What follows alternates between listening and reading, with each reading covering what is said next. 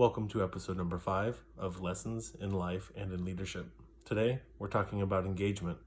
Let's get to it.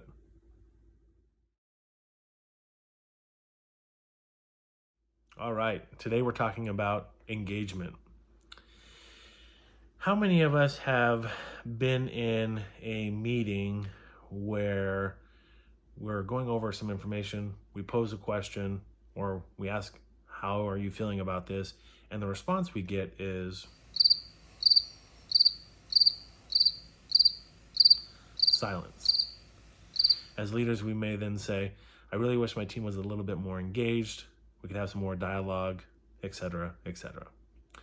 So I want to share a few points with you today on things that I think and have helped me increase engagement with team members and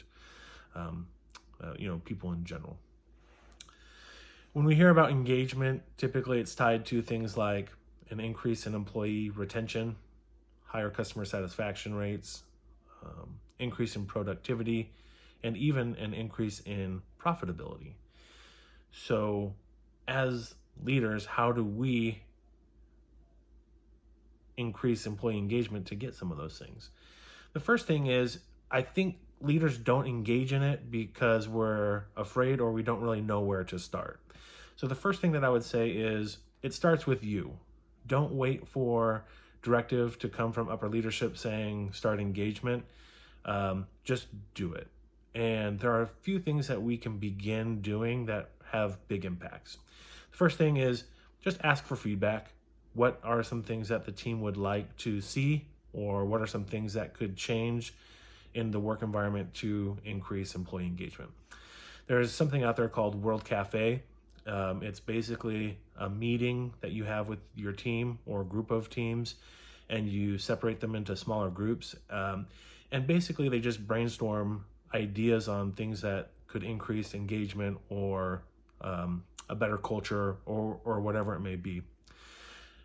Every few minutes you have them switch tables so they can see other ideas, and then they build upon those ideas.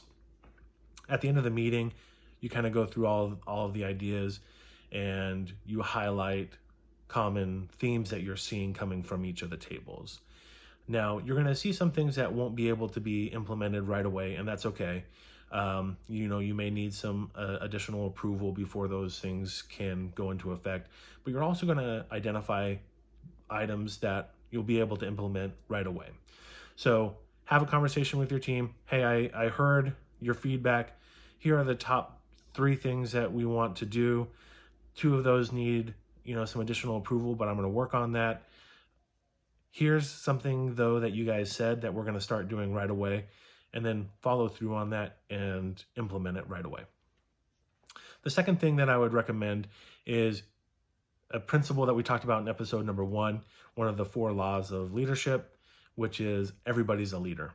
So we're getting a ton of information as leaders every day that we feel we need to cover with our teams. So why not give some of those responsibilities to other team members to present in an upcoming meeting?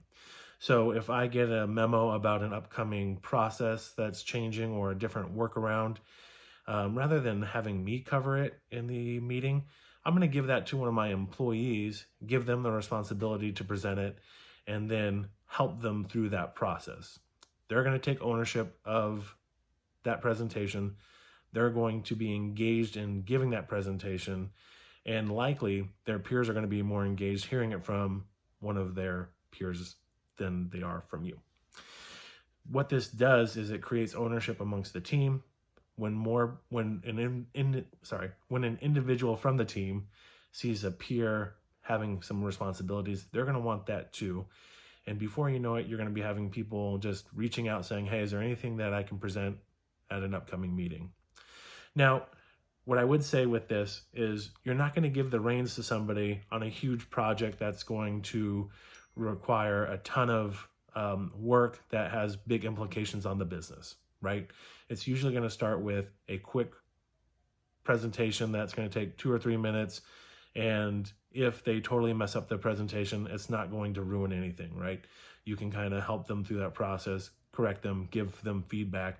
But over time, you're going to see that you can give them more and more, and that they're going to be able to run with it. The last thing that I would say is that feedback is an ongoing process, right? A lot of us work in an environment where we are giving a lot of feedback to our teams, and we're probably getting feedback from our leadership as well. But what we don't do a great job at is asking for feedback from all levels. So keep asking your team what we can do to be better, how things are going, or what they'd like to change. And I think those three principles are going to have a big impact on an increase in employee engagement with your teams as well. Other thing that I would mention is that I focused more on the business piece on this, but the same principle applies to life as well, right? With family members and whatnot, and increasing engagement. So, hope quarantine is going well for you. For those that are starting to get back into normal life, stay safe, and we will see you next week.